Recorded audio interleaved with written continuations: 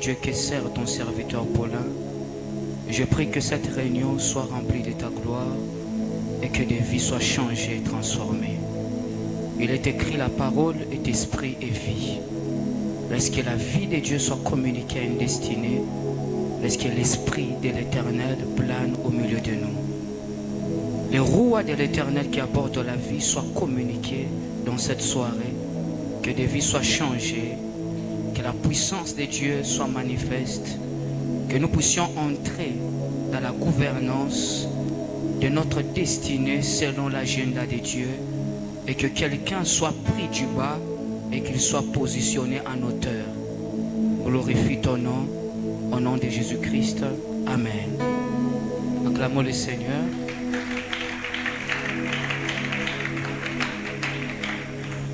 Bonsoir à tous. Tu peux m'aider à saluer ton voisin.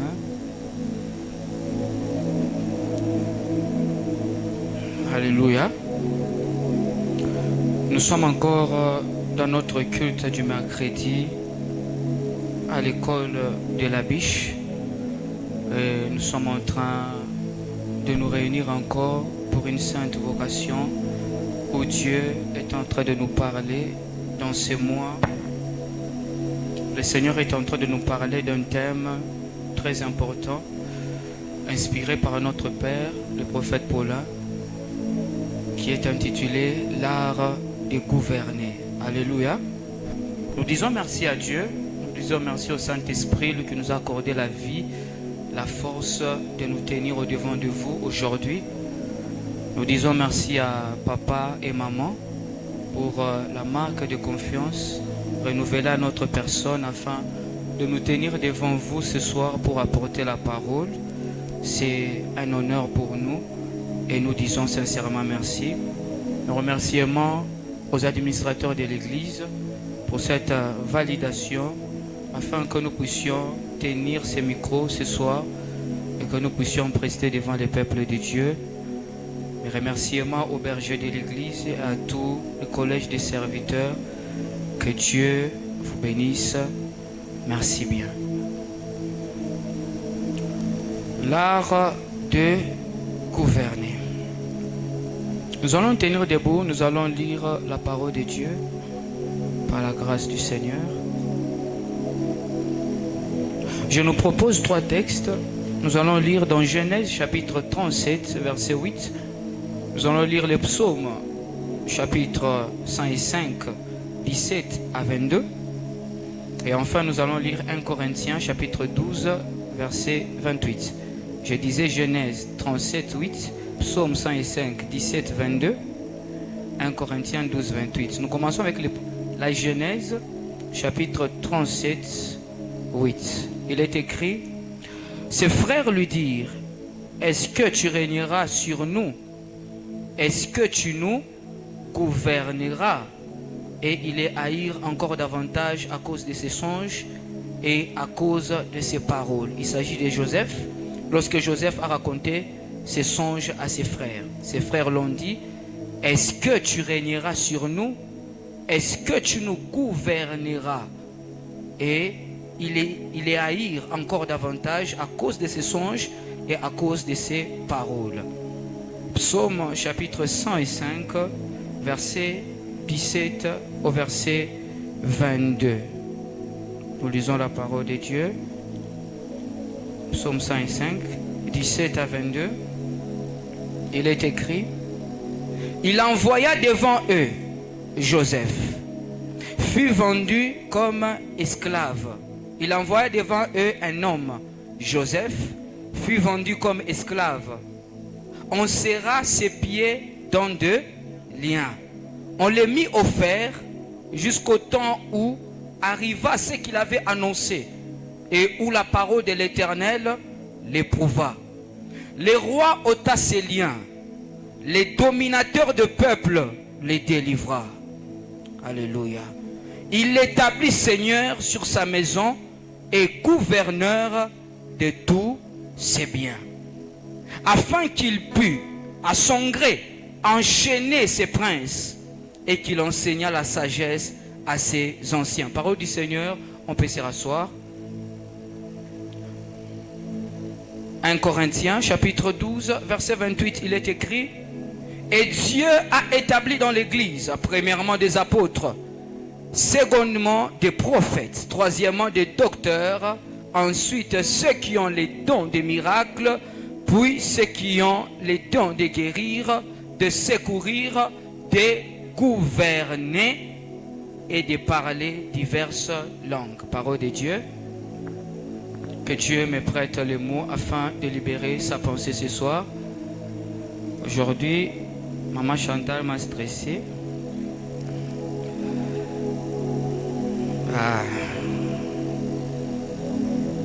J'avais envie après 10 minutes, après son appel, de l'appeler encore, de la dire, je ne me sens pas bien. Jésus-Christ sera glorifié. Alléluia. L'art de gouverner.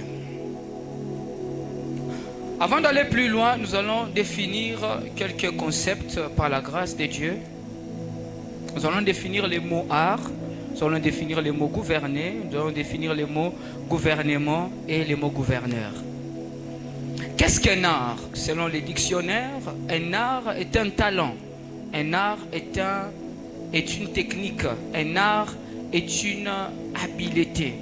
Un art est une méthode par laquelle on fait un ouvrage où on exécute, où on opère quelque chose selon certaines règles ou principes.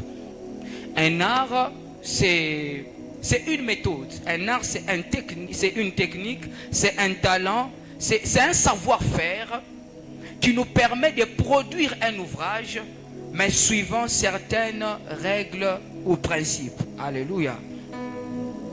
Donc on ne peut pas parler d'un art sans parler d'une œuvre qui est faite.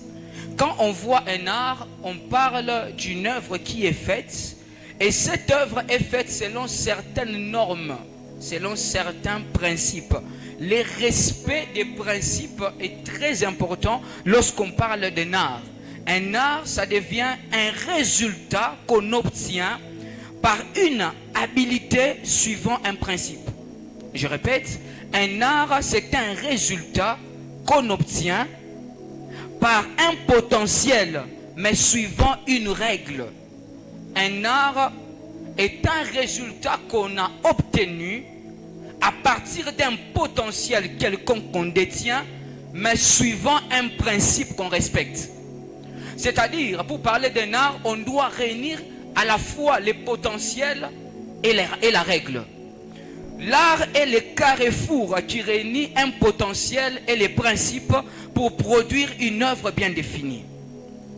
Donc, en parlant de l'art, on voit quelqu'un qui possède des potentialités et qui poursuit des objectifs.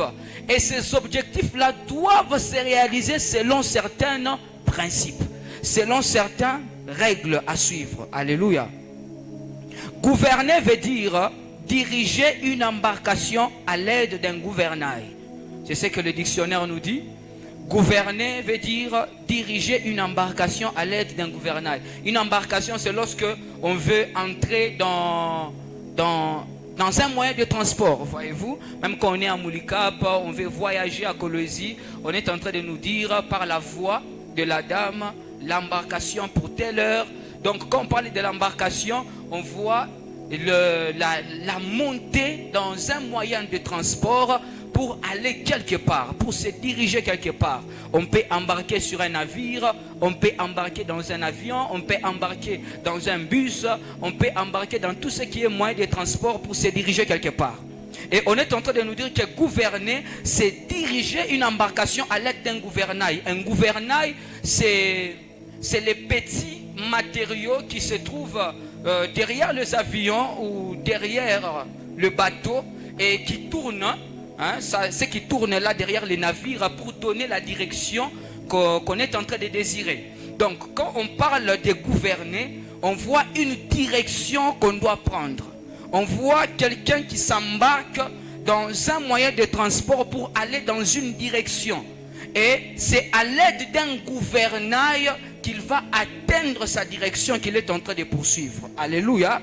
De prime abord, j'aimerais déclarer devant le trône de Dieu que Dieu organise des moyens de transport pour t'amener là où tu dois être au nom de Jésus-Christ.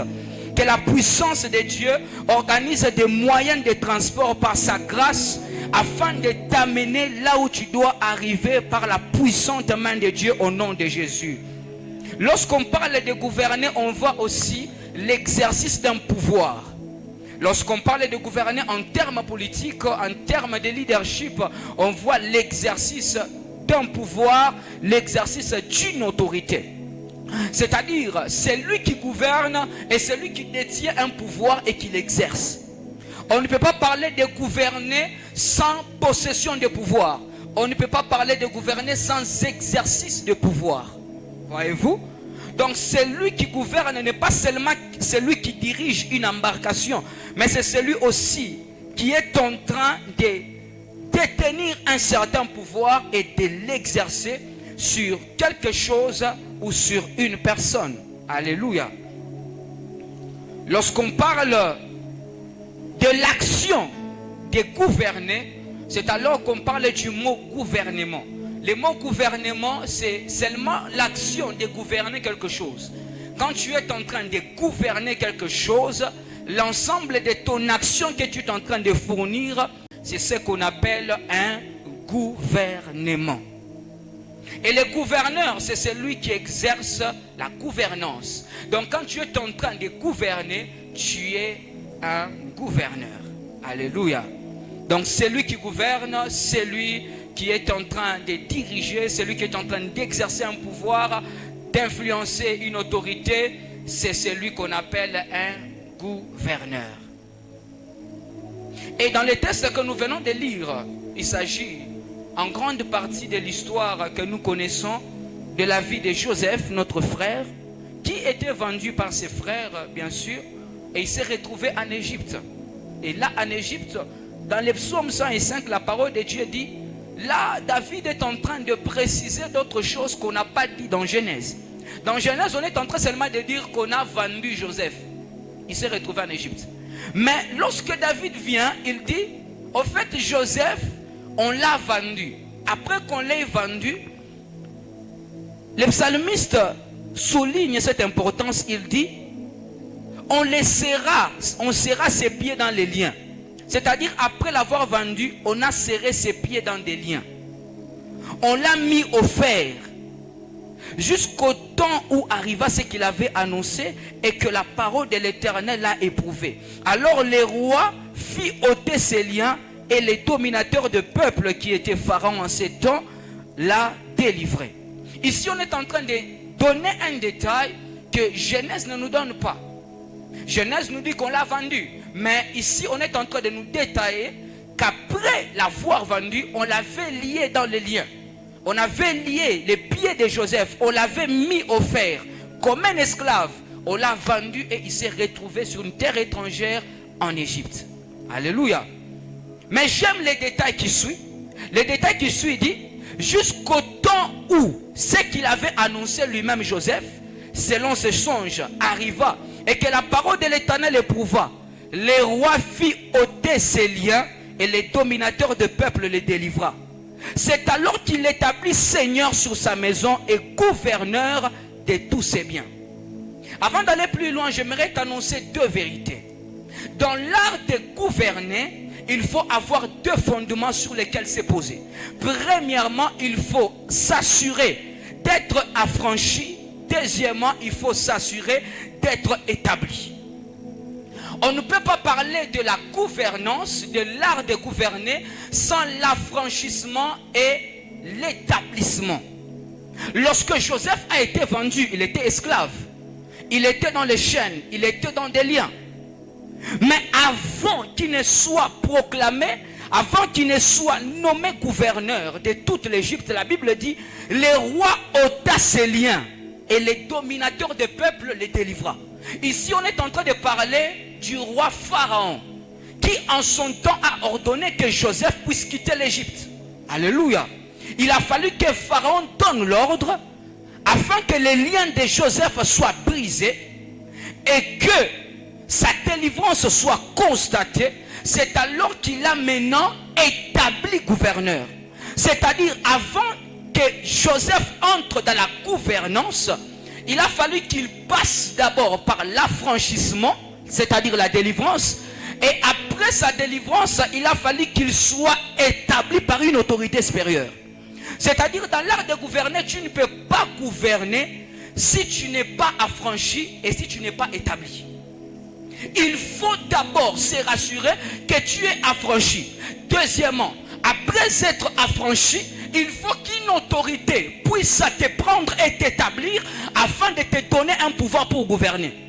Ou sinon, malgré tes aptitudes, malgré tes habiletés, tant que tu es dans des liens, tant que tu es sous les jougs, tant que tu es sous des oppressions, tant que tu es sous la domination de certaines choses, malgré tes compétences, malgré tes habiletés, ça sera difficile à toi de gouverner. Parce qu'un esclave ne gouverne pas. C'est l'homme libre qui est appelé à gouverner. C'est alors que pour gouverner, il faut s'assurer d'être affranchi d'abord. Et deuxièmement, qu'il faut s'assurer d'être établi. Gloire soit rendue à Dieu. Parce que ce soir, il y a quelqu'un qui va vivre un affranchissement total et complet. Non, je croyais que j'étais en train de parler à un fils de Dieu. La Bible est en train de dire, si Jésus-Christ vous affranchit, vous serez réellement libre. Le Fils de l'homme m'a mandaté ce soir afin de venir proclamer une liberté totale et complète dans une destinée, et que la main du puissant d'Israël te prenne et t'établisse là où tu dois être, afin que tu gouvernes en maître et que tu cesses de mener une vie d'esclave. J'entends quelqu'un qui me donne un amen. Donc avant de gouverner, il faut être affranchi et il faut être établi par une autorité. Deuxième vérité, tout celui qui gouverne a d'abord une grâce spirituelle de le faire. La gouvernance, c'est d'abord quelque chose qui est spirituel. L'art de gouverner, au fait, ce n'est pas d'abord ce que nous constatons. C'est d'abord une marque spirituelle qu'on ne voit pas dans l'invisible. 1 Corinthiens, chapitre 12, verset 28. La Bible est en train de nous parler. Dieu nous a donné, a établi dans l'église premièrement des apôtres. En deuxième position, les prophètes. En troisième position, les docteurs. Ensuite, ceux qui ont les dons des miracles. Puis, ceux qui ont les dons de guérir, de secourir et de gouverner. C'est-à-dire, gouverner est un don. Gouverner, ça ne demande pas d'abord des aptitudes. Oui, les aptitudes sont importantes. Mais d'abord, c'est quelque chose de l'esprit. Parce que dans 1 Corinthiens 12, 28, l'apôtre Paul est en train de nous dire, certains ont reçu le don de gouverner.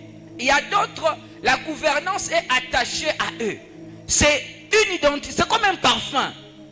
Voyez-vous comment l'homme de Joseph, il avait ces dons-là de gouverner. Il était parmi ses frères, il était celui qu'on a donné, à qui on a donné la tunique multicolore. Et il était l'homme des lumières qui avait des révélations. Arrivé dans la maison de Potiphar en Égypte, c'est lui qu'on a nommé comme maître de la maison de Potiphar. Il est devenu chef. Il a commencé à gouverner en Égypte. La femme de Potiphar a inventé des choses, il s'est retrouvé en prison. Et là en prison, la Bible dit, il s'est retrouvé encore chef. Il a commencé encore à gouverner, jusqu'à ce qu'il se retrouve gouverneur de toute l'Égypte. Vous allez constater qu'il est parti de gouvernance en gouvernance en gouvernance. Même dans des situations compliquées en prison, il s'est retrouvé en train de diriger ses compagnons. C'est-à-dire, c'était un parfum spirituel attaché à sa vie, qui était tellement collé à l'identité de Joseph que, quel que soit le milieu, quel que soit l'endroit, quelles que soient les situations dans lesquelles Joseph pouvait se retrouver, il ne pouvait qu'être la tête. S'il serait parmi les esclaves, alors Joseph serait le maître des esclaves. S'il serait parmi les princes, alors Joseph serait le maître des princes. Je suis en train de décréter un oracle du Seigneur, m'appuyant sur l'alliance de mon Père, que Dieu te fasse premier en toutes choses. Que la main du puissant d'Israël te prenne et te fasse premier en toutes choses. Lorsque l'élection de l'Éternel tombe sur quelqu'un, cette élection fait de cette personne une démarcation. Que Dieu attache à ta vie un parfum de démarcation, en telle sorte que en tout lieu où tu vas te trouver, sur toute terre où tu vas fouler, que tu sois la tête et non la queue, au nom puissant et glorieux de Jésus-Christ. Dieu a dit, tout endroit que foulera la plante de vos pieds, je vous le donnerai en possession. Les fils de Dieu sont les seuls de la terre. Tant que tu es sur terre, tu es appelé à gouverner. Tant que tes deux pieds reposent sur terre, quelle que soit la terre que tu as foulée, même si on dit sur cette terre, il y a des entités qui sabotent les sacrifices. Parce que tu es le seul de la terre. Parce que tu es le fils de Dieu. Même si dans cette entreprise-là, on dit, pour accorder une promotion, il faut 5 ans. Toi, tu vas entrer, tu fais 6 mois, on te promeut. Je proclame au nom de Jésus-Christ de Nazareth que la main surnaturelle de l'Éternel puisse te distinguer. En telle sorte que tu sois la tête en toutes choses. Que Dieu fasse de toi la tête et non la queue. Sois le premier et que l'identité de gouvernance te soit accordée. Reçois les dons de gouverner. Reçois la grâce de gouverner. Reçois la grâce de gouverner. Reçois la grâce d'être celui qui est la tête au nom de Jésus-Christ. C'est un don. C'est quelque chose d'abord qui est spirituel. C'est pourquoi lorsque vous voyez quelqu'un sur qui tombe un choix, bien aimé, les hasards n'existent pas. C'est pourquoi la Bible dit toute autorité vient de Dieu. Les autorités sont appelées à gouverner. Ils viennent de Dieu, pourquoi? Parce qu'ils ont subi une élection divine. C'est-à-dire c'est Dieu qui valide une autorité afin de lui donner la gouvernance. Si vous constatez une autorité en train de gouverner, sachez qu'il y a une validation céleste qui a été signée. Je prie au nom de Jésus-Christ que le ciel se mette en harmonie avec la terre, en ton avantage, afin que tu puisses être maître et gouverneur de tout ce qui t'échappait au nom puissant de Jésus. Cléra Sauvarité Ramir. En parlant de l'art de gouverner, on peut parler des principes qui amènent un homme à se positionner pour gouverner. Car je dis, un art est un ensemble de méthodes qu'on utilise pour atteindre un objectif, mais suivant certaines règles. Maintenant, voici.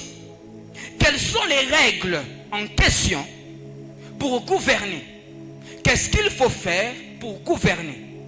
Parce qu'un art repose sur les règles. Un art repose sur les principes. Un art repose sur les méthodes. Quelles sont les méthodes pour gouverner? Première méthode, premier principe. Il faut avoir le sang royal. Dis à ton voisin le sang royal. Le sang royal. Ésaïe chapitre 32, verset 1er. Ésaïe chapitre 32, verset 1er. La parole de Dieu dit ceci. Alors le roi régnera selon la justice et les princes gouverneront avec droiture. Le prophète Ésaïe est en train de prophétiser qu'au temps marqué par Dieu, les rois régneront avec justice, mais les princes gouverneront avec droiture. Là, vous allez remarquer que le prophète est en train de s'adresser au roi. En s'adressant au roi, le prophète dit, les rois régneront. Mais en s'adressant au prince, il est en train de dire, les princes gouverneront. Un roi règne, mais un prince gouverne. Je m'explique. Lorsque Joseph a été promu gouverneur de toute l'Égypte, la Bible dit le pharaon lui a donné l'anneau et lui a dit, je t'établis gouverneur de toute l'Égypte. Seul mon trône va me donner la supériorité sur toi. Pharaon était roi et Joseph est entré dans la dimension du prince. Et lorsque le prophète est en train de prophétiser, il dit, les rois régneront avec justice, mais les princes gouverneront avec droiture. C'est-à-dire, un roi est appelé à régner. Lorsqu'on parle du règne, le règne est attaché à un trône. Et un trône est attaché au repos. Mais lorsqu'on parle de la gouvernance, on voit l'activité. C'est-à-dire, un prince doit entrer en activité pour assurer le repos du roi. C'est pourquoi lorsque Joseph est entré en exercice, il est devenu gouverneur. Pharaon pouvait se reposer. Parce que Pharaon a dit, seul mon trône me donnera la supériorité sur toi. Le trône sert à siéger, à s'asseoir. C'est-à-dire lorsque on a remis l'autorité de la gouvernance à Joseph, Pharaon est entré dans son repos et Joseph est entré dans son exercice.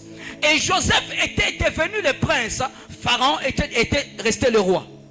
C'est-à-dire, tout celui qui veut gouverner, il doit d'abord premièrement se rassurer d'avoir l'identité des princes. La Bible dit, les princes gouverneront. Tu ne peux pas gouverner si tu n'es pas prince. Tu ne peux pas commander les choses si tu n'es pas prince. Dans le royaume de Juda, tu ne peux pas accéder au trône de la royauté si tu n'es pas de la postérité de David. On prenait même les enfants de 7 ans, on l'établit roi. Pourquoi? Parce qu'il a le sang royal.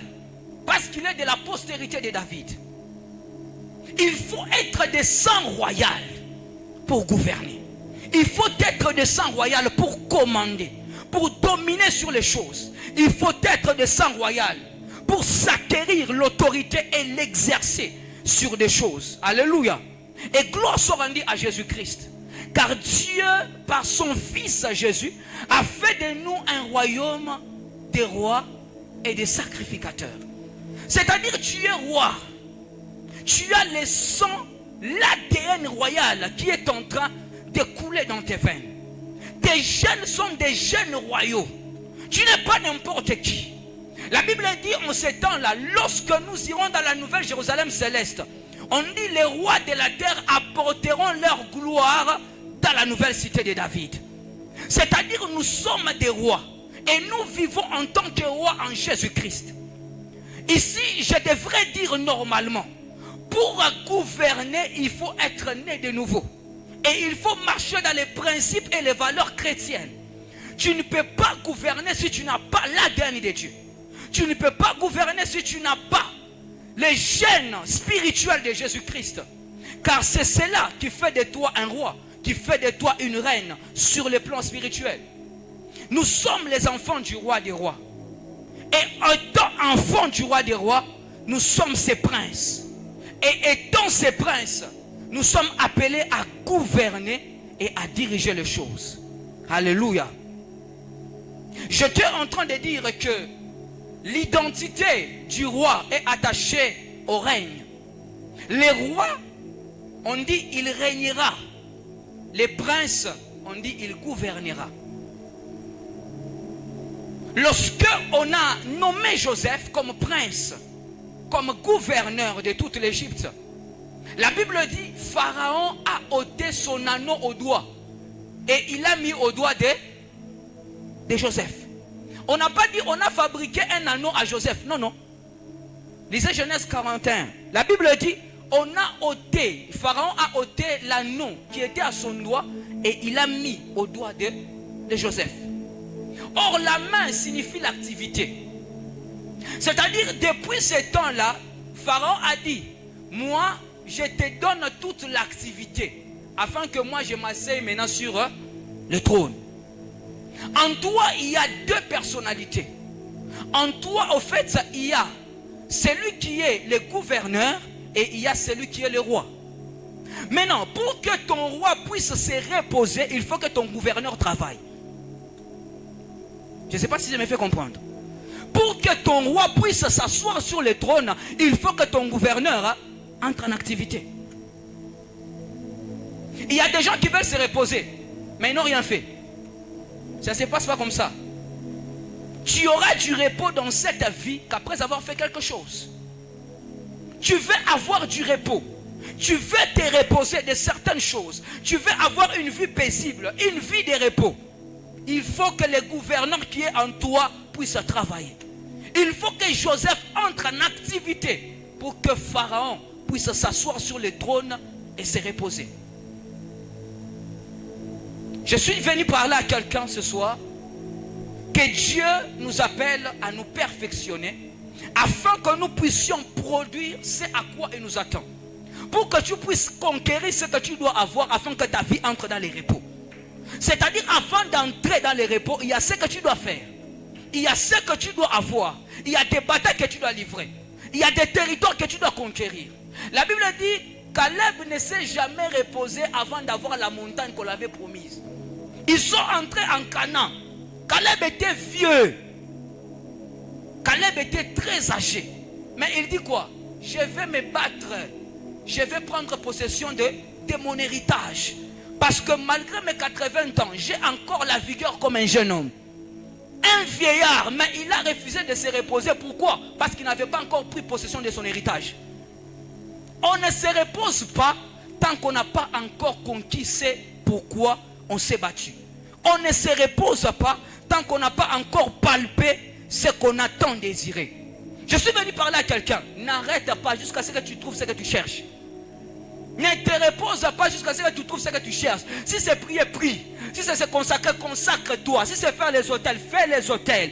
Si c'est monter dans des montagnes, monte dans des montagnes. Si c'est bosser dur, travailler dur pour faire avancer ta vie, travaille dur. Impose-toi toutes sortes d'abstinence et de discipline afin que tu réussisses. Alors là, tu pourras entrer dans les repos.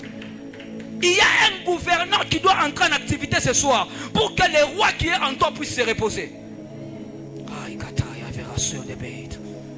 Ah, merci Saint-Esprit. Deuxièmement, deuxième principe pour gouverner. Dans l'art de gouverner, il faut avoir l'âge requis. Galates chapitre 4, verset 1er. Galates chapitre 4, verset 1er. La parole de Dieu dit: or, aussi longtemps que l'héritier est un enfant, je dis qu'il ne diffère en rien d'un esclave, quoi qu'il soit le maître de tout. Mais il est placé sous la responsabilité des tutelles jusqu'au temps marqué par le père. Alors on lui donnera son héritage. Ici l'apôtre Paul est en train de nous dire l'importance de la maturité, l'importance de l'âge. Tu ne peux pas gouverner si tu n'as pas encore l'âge requis.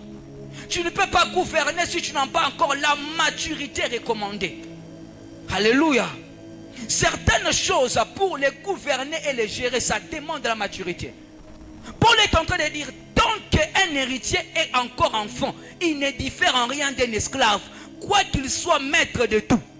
Il y a des gens qui sont maîtres de tout en réalité, mais ils vivent comme des esclaves seulement par immaturité.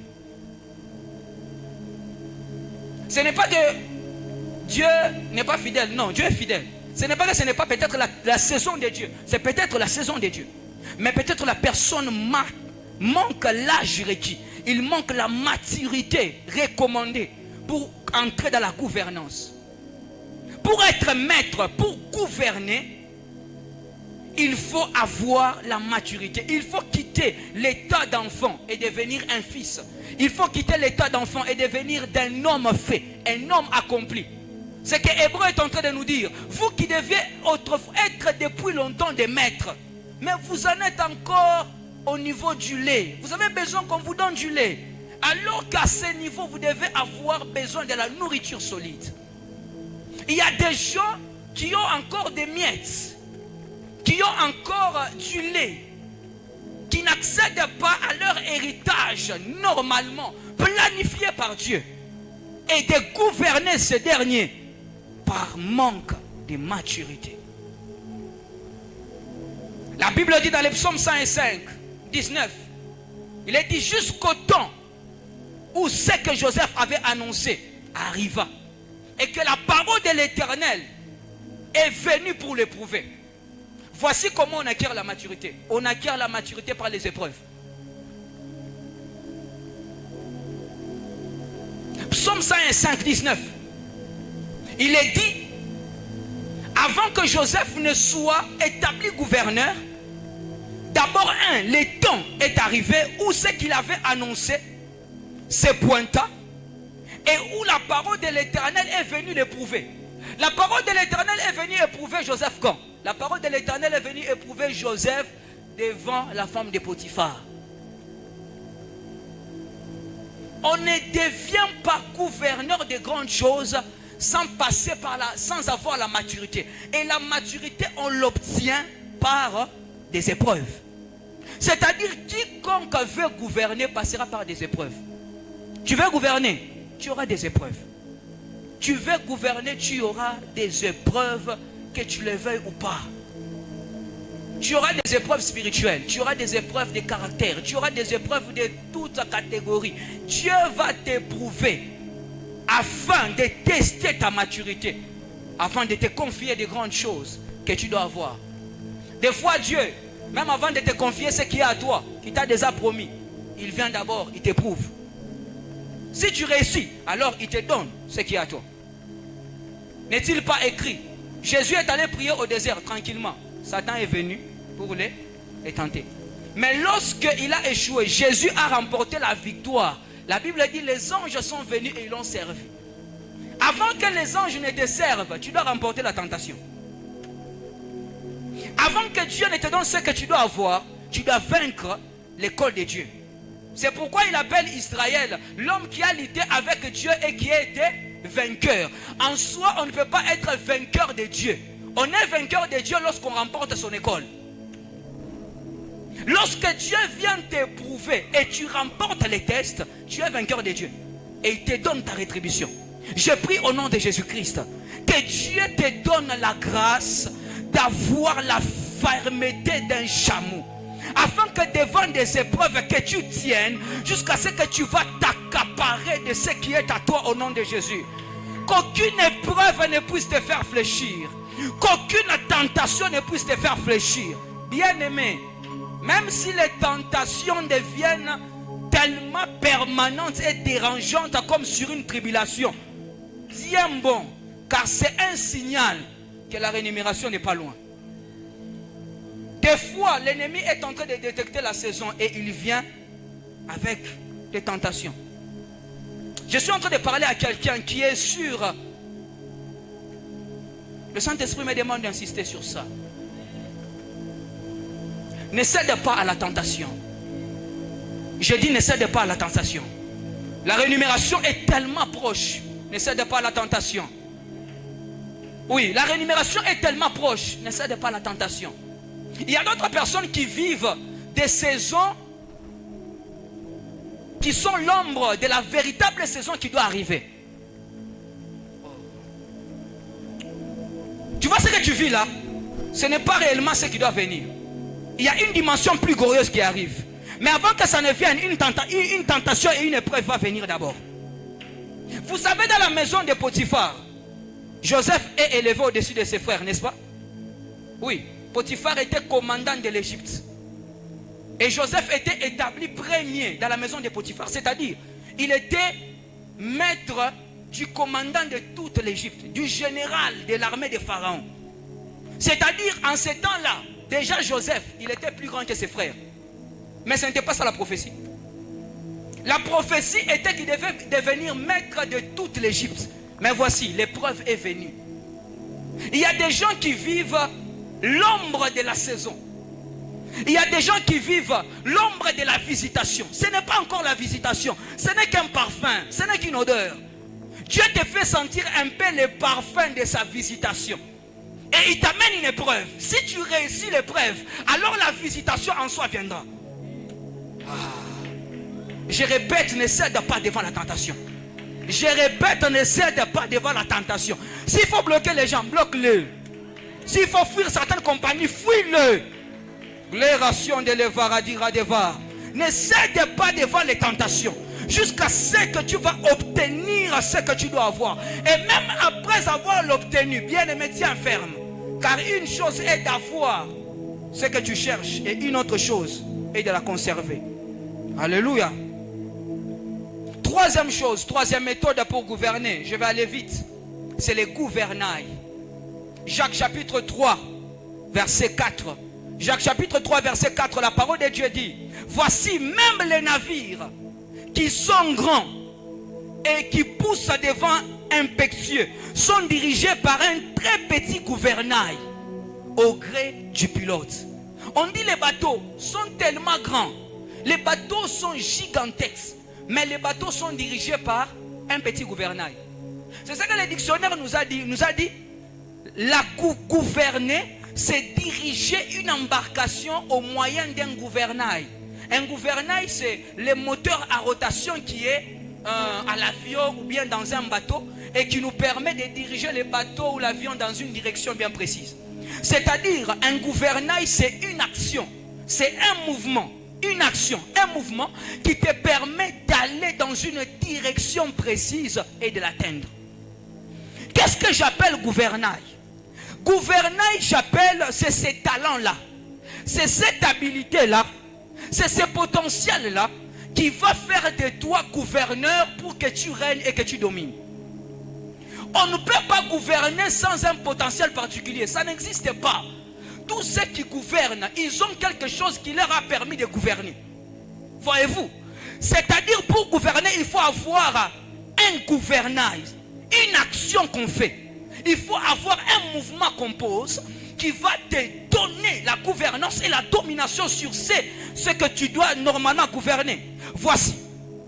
Dans Actes des Apôtres, chapitre 7, verset 10, il est écrit: mais Dieu fut avec lui, c'est-à-dire avec Joseph, et le délivra de toutes ses tribulations, et lui donna de la sagesse, et lui fit trouver grâce devant Pharaon, roi d'Égypte, qui l'établit gouverneur d'Égypte et de toute sa maison.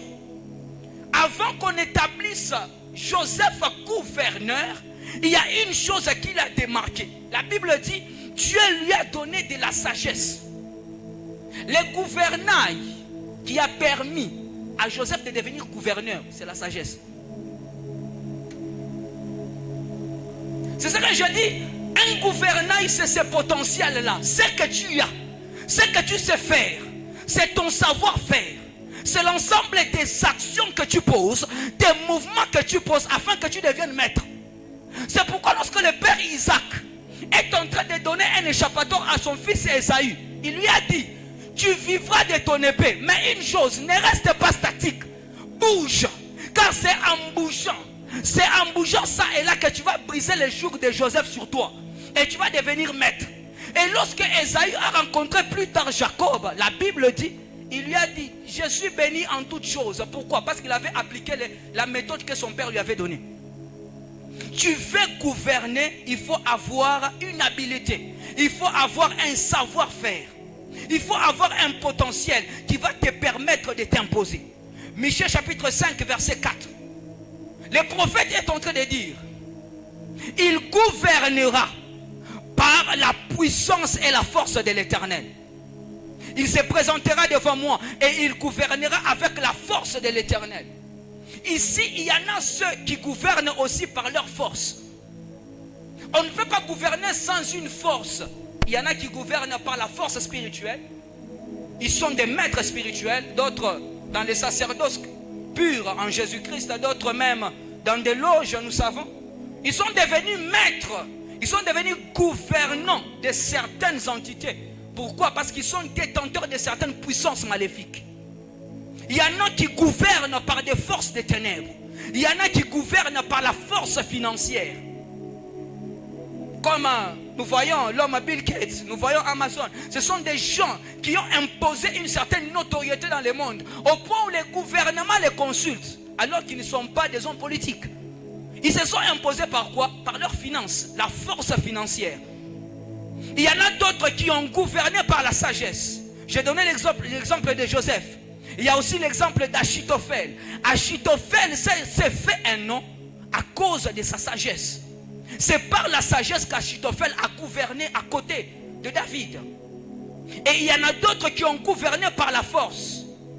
Il y a comme Gédéon, il y a les juges, il y a Samson, il y a Jephthé. Et ils n'avaient pas tellement de sagesse, mais ils étaient doués d'une force surnaturelle de Dieu qui les permettait de dominer sur les autres et de les gouverner.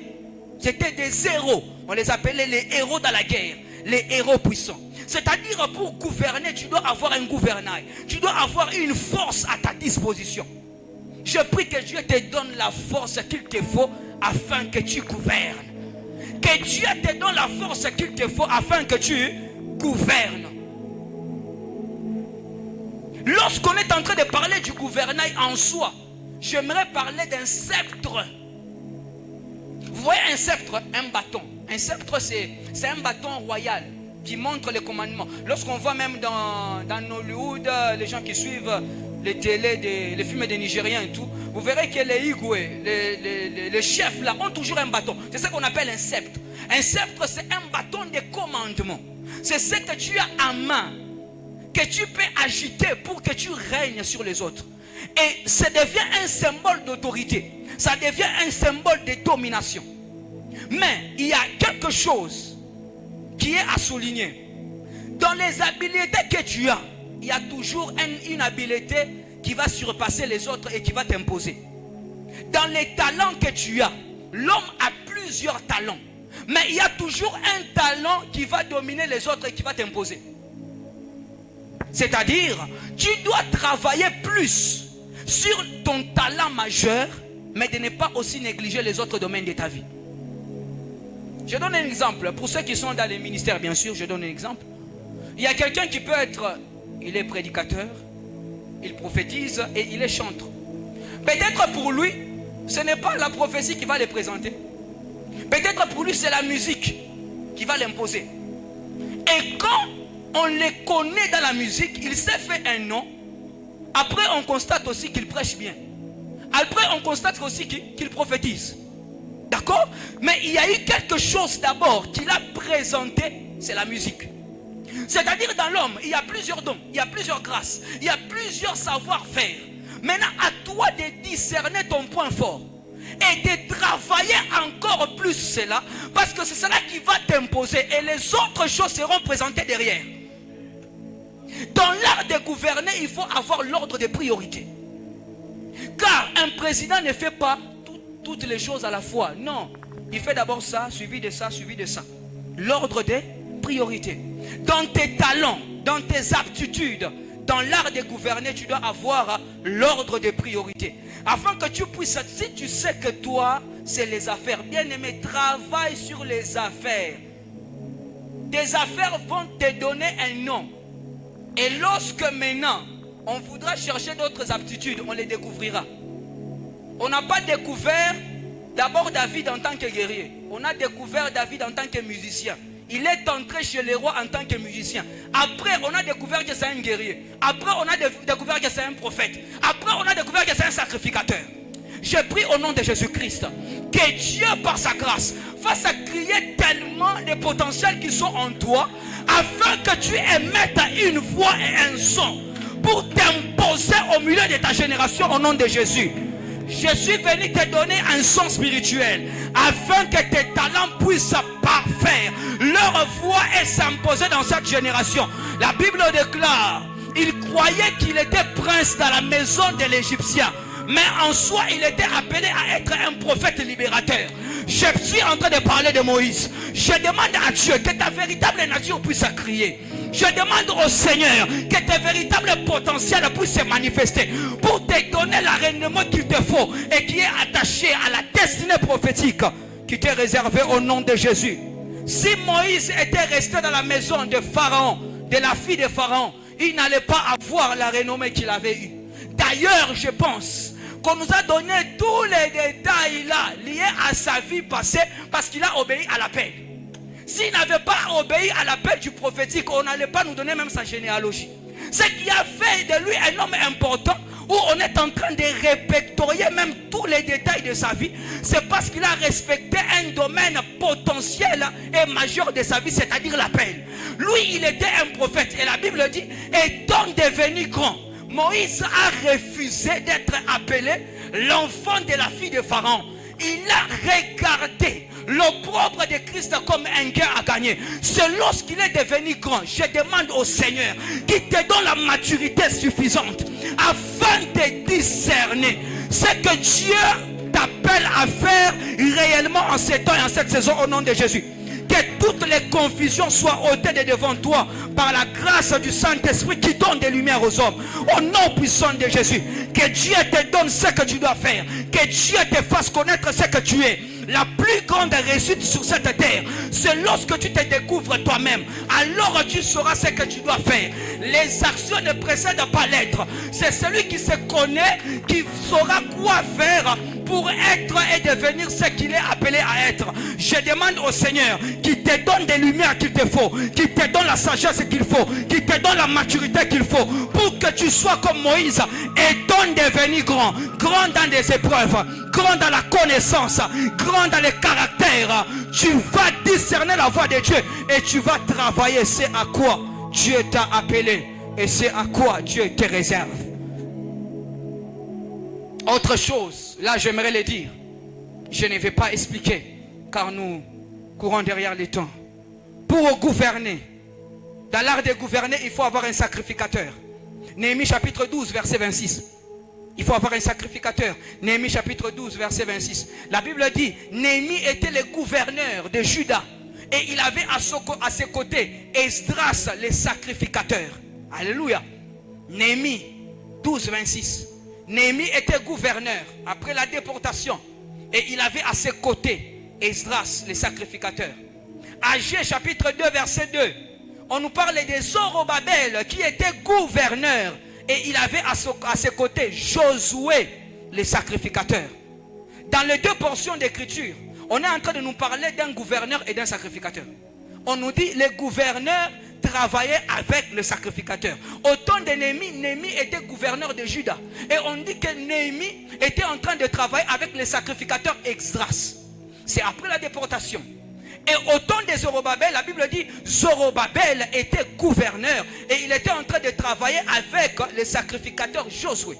Et même lorsque Joseph est devenu gouverneur, vous allez remarquer une chose, il a appelé son sacrificateur. Lorsqu'il a interrogé ses frères, mon père vit-il encore? Il a dit, mon Seigneur, ton père vit encore. Il a dit, faites-les descendre vite. Car moi je suis gouverneur, j'ai besoin d'un prêtre à mes côtés. Tout celui qui doit gouverner dans l'art de gouverner, il doit avoir un sacrificateur. Un sacrificateur te permet de maintenir ta gouvernance, te permet de contenir et de conserver ton trône de gouvernance. Alléluia. C'est ça le but d'un sacrificateur. Parce que lorsque on nous établit pour gouverner certaines choses, le miracle ce n'est pas nous établir, le miracle c'est nous maintenir.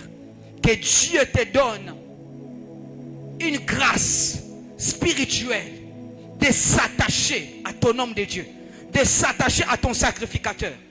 Et je suis en train de parler que Dieu de notre Père te fasse grâce, afin que ce qu'il t'a donné puisse être conservé entre tes mains, afin que ce qu'il va te donner puisse être conservé entre tes mains, et que tu puisses en jouir au nom de Jésus-Christ. Car dans ce monde, bien aimé, vous savez déjà que le poste de gouverner, c'est un poste qui est envié. Vous savez, non? Les gouverneurs, ils ont toujours des soldats et des militaires. Les présidents, ils ont des soldats et des militaires. Pourquoi? Parce que ce sont des postes qu'on envie. On peut les tuer facilement. On peut les faire un coup d'état. Alors, lorsque tu veux gouverner, tu deviens maître des choses. Tu dois avoir la sécurité.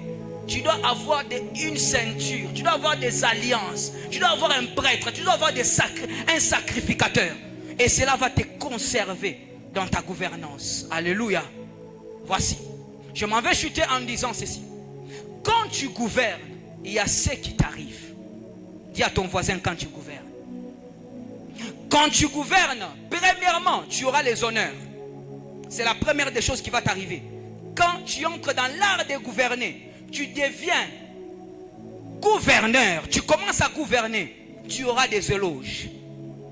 La Bible dit, après que Joseph ait donné l'interprétation, Pharaon s'exclama, où est-ce que nous pouvons encore trouver un tel homme qui a en lui la sagesse de Dieu et qui peut révéler les secrets? L'éloge d'un roi. Bien aimé, si tu deviens quelqu'un qui a l'autorité et qui gouverne les choses, tu auras les honneurs. Et le contraire des honneurs, c'est la honte et l'opprobre. C'est pourquoi Ésaïe le prophète, dans Ésaïe 61, 7, le prophète est en train de dire, au lieu de votre opprobre, vous aurez une double portion d'honneur. Au lieu de votre ignominie, il y aura une double joie que vous allez avoir. Je suis en train de prier le Seigneur qui te fasse entrer dans la gouvernance, afin que toute forme de honte qui était attachée à ta vie soit ôtée et enlevée, et que tu reçoives une robe d'honneur au nom de Jésus. La robe d'honneur, c'est ce qu'on a donné à Joseph après qu'il soit gouverneur. Bien aimé, tu peux être chez Potiphar. On te donne une robe de serviteur. Tu es maître, oui, mais tu es serviteur. Et puis tu pars en prison, on te donne une robe de prisonnier. Mais rassure-toi qu'il y a un temps marqué par l'Éternel. Et lorsque ce temps arrivera, la robe de la prison sera ôtée. La robe de la honte sera enlevée. Et cette fois-ci, tu n'auras pas une robe que Ruben va venir ôter sur toi. Non, non, non, non, non. Tu n'auras pas une robe que la femme de Potiphar va tenir et va se saisir comme une preuve d'une accusation. Cette fois-ci, tu auras une robe du souverain premier de toute l'Égypte. Et tu vas entrer dans la gloire et dans l'honneur. Je prie au nom de Jésus-Christ que Dieu retire sur ta vie toute robe d'accusation au nom de Jésus. Que Dieu retire sur ta vie toute robe de honte au nom de Jésus. Et qui te donne une robe de gloire, une robe d'honneur au nom puissant de Jésus-Christ. La Bible déclare: quiconque se confie à l'Éternel ne sera pas confondu, ne sera pas honteux, ne marchera pas tête basse. Je prie le Seigneur qui relève ta tête. Toi qui étais accablé par des situations de la vie, toi qui avais une honte attachée à toi, toi qui étais dans des bouches des gens d'une manière qui n'est pas agréable, je prie que Dieu lave ton témoignage. Je prie que Dieu te donne ce que tu dois avoir, afin que tu sois maître, afin que tu sois maîtresse, et que tu reçoives une robe d'honneur au nom de Jésus-Christ. C'est lui qui a l'art de gouverner. Il a l'autorité. Luc chapitre 20 verset 20. La Bible dit: en ces temps-là, il y avait des pharisiens et des sadducéens qui se sont concertés. Et ils ont dit: allons vers le Messie. Allons vers le Seigneur. On va aller les tester et les prouver. Pour qu'on puisse tirer dans ses propos certaines paroles afin de les livrer à l'autorité du gouverneur. Là, on est en train de parler que le Christ voulait être piégé pour être livré à l'autorité du gouverneur. C'est-à-dire, tout celui qui gouverne, il a une autorité. Tout celui qui gouverne, il a un pouvoir. La gouvernance de Joseph s'est manifestée au temps où Pharaon a ôté son anneau et l'a mis au doigt de Joseph. Ce n'était pas un anneau qui était fabriqué pour Pharaon, non. Ce n'était pas un anneau qui était fabriqué pour Joseph. C'était un anneau qui était pour Pharaon. Le Pharaon s'est dépouillé de son anneau et il a donné cela à Joseph. L'anneau, c'est le symbole d'une alliance. C'est le symbole d'un pacte. Et toi et moi, nous sommes en alliance avec l'Éternel Dieu des armées. Et je prie au nom de Jésus-Christ que l'autorité du Dieu Tout-Puissant puisse entrer dans ta vie et te donner la notoriété sur des choses sur lesquelles tu dois dominer au nom de Jésus. Je suis venu parler à un gouverneur de sa famille. Bien aimé, les lois qui ont dominé les autres ne vont pas te dominer. Parce que tu reçois l'anneau de Dieu à ton doigt. Les dieux qui nous a appelés. La Bible dit qu'il nous a donné le sceau du Saint-Esprit comme une alliance pour marquer l'autorité. Je prie par la puissance du Saint-Esprit que Dieu te donne l'autorité, que Dieu te donne la notoriété. Nous sommes de la race de Moïse. Les magiciens ont leur serpent. Nous aussi, nous avons notre serpent. Il s'appelle Jésus-Christ. Léger Olovakaya. Jésus-Christ a dit, de la même manière, le serpent était élevé dans les déserts. Il a fallu que le Fils de l'homme soit élevé. La Bible déclare, l'œuvre de la croix est comme l'image du serpent terrain qu'on a élevé par Moïse dans les déserts. Mais ce qui arrive, c'est que les magiciens ont leur serpent. Mais gloire soit rendue au Seigneur. Parce que notre serpent, il est celui qui est l'ancien des jours. Il y a une vérité que tu dois savoir. La Bible dit que Satan est le serpent ancien, mais le nôtre est l'ancien des jours. Satan peut être un serpent ancien. Ses jours sont comptés. Son ancienneté est un qualificatif. Mais le nôtre, il est l'ancien des jours. Son ancienneté n'est pas un qualificatif, mais c'est un nom. Parce que lui, on dit il est l'ancien, mais Satan, il est le serpent ancien. Ce que Dieu est pour Satan, ce n'est qu'un qualificatif. Je prie que le Seigneur, dans sa présence, dans sa puissance, qu'il puisse écraser toute forme de serpents qui sont en train de tourmenter ta vie au nom de Jésus-Christ. L'autorité, tu l'as par le Saint-Esprit. Le sceau de Dieu, tu l'as. L'anneau est à ton doigt. Ce soir, c'est une soirée d'autorité. Tu vas dominer sur ce qui t'a dominé autrefois. La Bible déclare, lorsqu'il a reçu l'anneau, il a dominé même sur Potiphar qui était autrefois son maître. Je suis en train de parler à quelqu'un. Il y a des choses qui t'ont dominé. Aujourd'hui, le Seigneur va te donner un anneau spirituel. Tu vas dominer sur les choses qui t'avaient dominé autrefois. My God. Ce soir, le Seigneur va te donner un anneau de gouvernance. Tu vas entrer dans la gouvernance et tu vas gouverner les choses qui t'ont gouverné hier. Je suis en train de parler à ces péchés-là qui t'ont dominé. Toi, tu vas maintenant les dominer. Je suis en train de parler à ces liens-là qui t'ont bloqué. C'est toi maintenant qui va les bloquer. La Bible déclare, lorsqu'il est devenu gouverneur, on lui a donné le pouvoir d'enchaîner les princes. Oh, dans le monde des ténèbres, il y a ce qu'on appelle les principautés, les princes de Perse. Lorsque Joseph est devenu gouverneur, Pharaon l'a donné le pouvoir d'enchaîner les princes à son gré. Bien aimé, tu as le pouvoir d'enchaîner toute ta principauté, d'enchaîner toute ta force des ténèbres. Et rien ne peut tenir devant toi. Je suis venu parler à un gouverneur. Gouverneur, bonsoir. Je crois que je parlais à un gouverneur.